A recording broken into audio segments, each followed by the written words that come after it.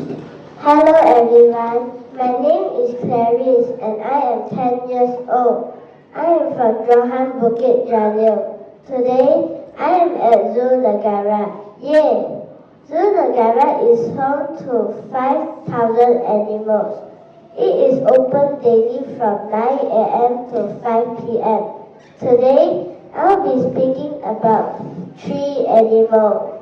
The first animal will be the camels. Camels love to eat plants.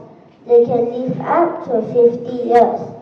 They are normally found in Africa. Camels can drink up to 100 liters of water in 10 minutes. Amazing, right? The second animal will be the white rhino. White rhino love to eat grass. They can live up to 50 years. They are normally found in Africa. White rhinos are hunted because of their horns. Please stop. Don't do that. Save the rhinos.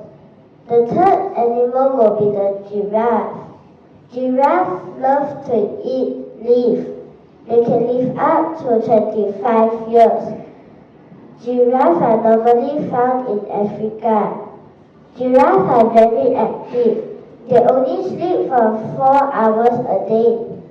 Besides these 3 animals, there are other animals too. Come visit Zoo Negara. Thank you.